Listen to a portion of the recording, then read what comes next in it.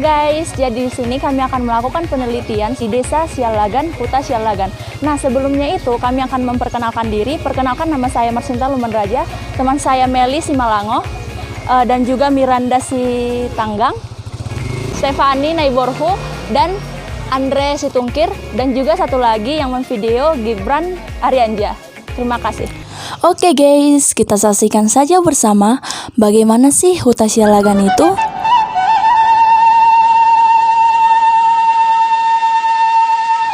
Jadi, huta dalam bahasa Batak artinya kampung, sedangkan Sialagan diambil dari nama Raja Sialagan yang bernama Laga Sialagan. Area kampung ini dibangun oleh keluarga Batak bermarga Sialagan, lalu dipimpin oleh Raja Sialagan di Huta Sialagan. Jadi, Huta Sialagan ini adalah kampung adat suku Batak Toba yang masih bertahan di Ambarita, Kabupaten Samosir, Provinsi Sumatera Utara. Terdiri dari 8 rumah adat suku Batak Toba, kemudian batu kursi persidangan, tempat raja, dan para pejabat memutuskan hukuman untuk seorang yang melakukan kejahatan. Kemudian ada juga makam Raja Sialagan dan turunannya. Nah guys, memasuki Huta Sialagan, kita akan disambut dengan deretan rumah bolon atau rumah adat Batak. Ada sekitar 8 unit rumah bolon berumur ratusan tahun yang memiliki fungsi yang berbeda-beda, yang digunakan sebagai rumah raja dan ada juga digunakan sebagai tempat pemasungan dan rumah-rumah untuk keluarga. Dan yang paling menarik nih, ada batu kursi persidangan.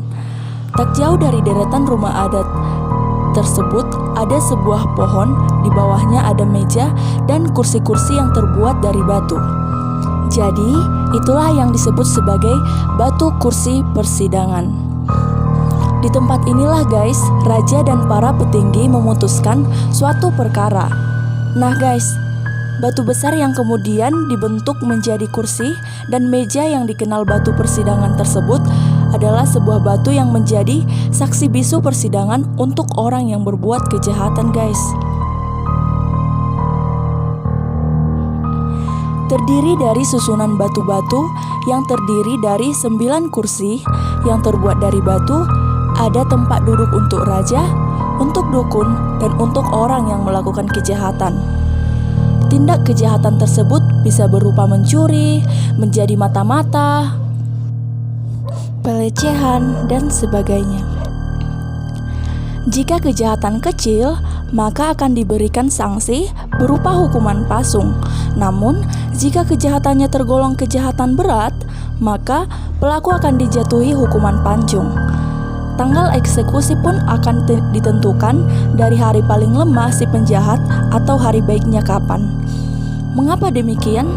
Karena rata-rata orang yang berani melakukan kejahatan diyakini punya ilmu hitam, dikenal namanya Menditi Ari atau Martonggo. Setelah tiba di hari pemasungan, pelaku kejahatan akan ditempatkan di sebuah meja batu dengan mata tertutup kain ulos. Setelah itu, penjahat akan diberikan makanan yang berisi ramuan dukun untuk melemahkan ilmu hitam. Kemudian, pelanggar akan dipukul menggunakan tongkat tunggal panaluan, yaitu tongkat magis dari kayu berukir gambar kepala manusia dan binatang dengan bagian atas berupa rambut panjang. Setelah saat dieksekusi, pakaian penjahat terlebih dahulu akan dilepaskan untuk memastikan tidak ada jimat yang masih tersisa di dalam tubuhnya. Setelah itu, seluruh bagian tubuh disayat-sayat dan jika tubuhnya udah terluka dan berdarah, maka sudah bisa dipastikan ilmu hitam yang biasanya membuat orang kebal telah menghilang. Nah, tak sampai di situ guys. Jika tubuh telah mengeluarkan darah, akan disiram dengan air asam sampai si penjahat semakin lemah. Setelah itu guys, barulah hukuman pancung dilakukan, yaitu dibawa ke batu pancung yang disediakan. Lalu Panglima Raja akan melaksanakan setelah mengatakan horas, horas, horas sebanyak 3 kali, dan dibalas para penduduk yang menyaksikan dengan ucapan horas. Nah, setelah proses eksekusi selesai, konon jantung dan hati penjahat tersebut biasanya akan dimakan agar menambah kekuatan sang raja. Sementara kepala yang sudah terpisah dari badan akan diletakkan di meja berbentuk bulat. Badannya akan diletakkan di meja berbentuk persegi, kemudian badan pelaku akan dibuang ke Danau Toba, sedangkan kepalanya akan diletakkan di depan gerbang masuk Huta Sialagan sebagai memberi peringatan kepada raja lain atau rakyat agar tidak melakukan perbuatan yang sama. Nah, setelah membusuk, kepala akan dibuang ke hutan di balik kampung. Wow, sedikit merinding ya guys.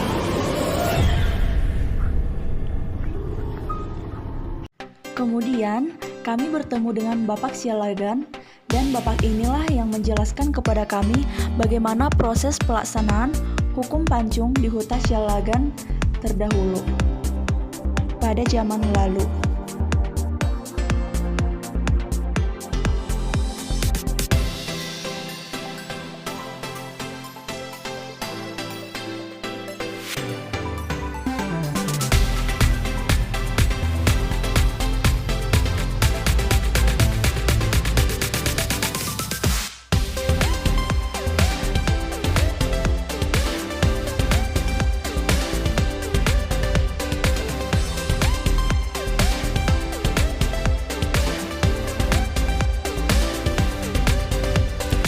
Kemudian kami bertemu dengan Pak Riko yang akan kami wawancarai terkait budaya di Huta Sialagan, terkhususnya hukum adat pancung. Pak Riko Sinaga ini memiliki seorang istri Boru Sialagan yang merupakan penduduk asli di huta tersebut. Selain dari Pak Sialagan yang tadi, kami pun berbincang-bincang kepada Pak Riko mengenai proses pelaksanaan hukum adat pancung, mengenai kanibalisme di Huta Sialagan ini, dan tentang tanggapan masyarakat sekitar mengenai hukum adat pancung itu sendiri, serta penyebab tradisi itu menghilang. Pak Riko pun dengan senang hati menjawab pertanyaan-pertanyaan yang kami berikan. Ia menjelaskan mengenai pelaksanaan hukum adat itu sendiri, juga menjelaskan berbagai pertanyaan lainnya yang kami tanyakan.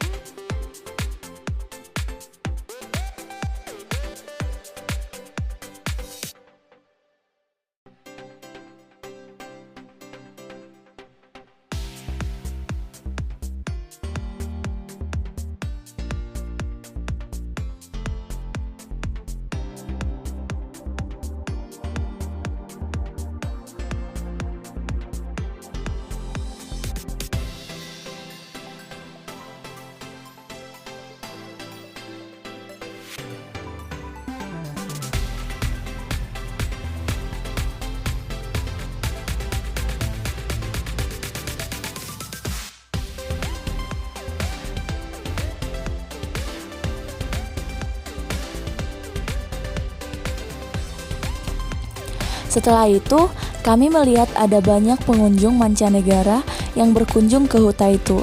Kami pun mewawancarai salah satu dari pengunjung itu yang berasal dari Tionghoa.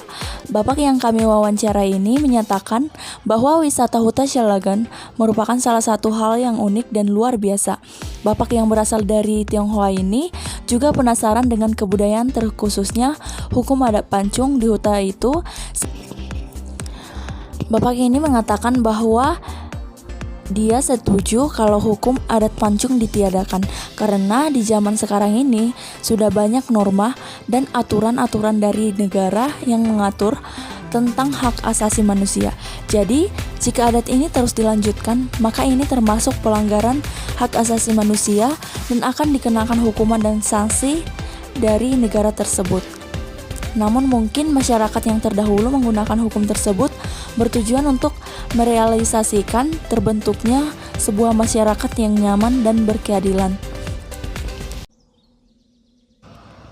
Guys, seluruh kisah penghukuman tadi akhirnya berakhir pada abad ke-19 saat agama Kristen mulai masuk dan diperkenalkan oleh misionaris asal Jerman yaitu Ludwig Ingwer Nommensen ke kawasan Danau Toba.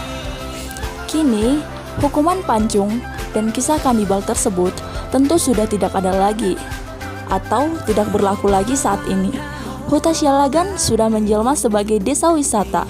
Seperti pada bagian paling belakang Huta Sialagan, kini terdapat beberapa kios souvenir yang menjual berbagai benda pernak-pernik yang cocok dijadikan sebagai oleh-oleh seperti baju kain ulos, gantungan kunci, dan berbagai benda-benda lainnya. Nah, itu tadi nih merupakan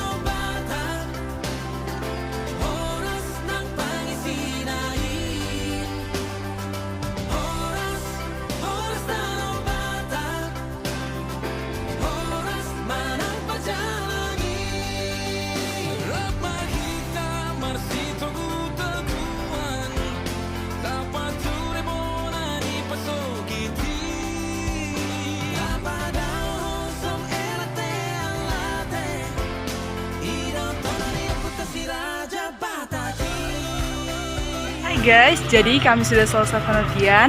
Jangan lupa like, Share, comment, and subscribe. Dadah. Bye.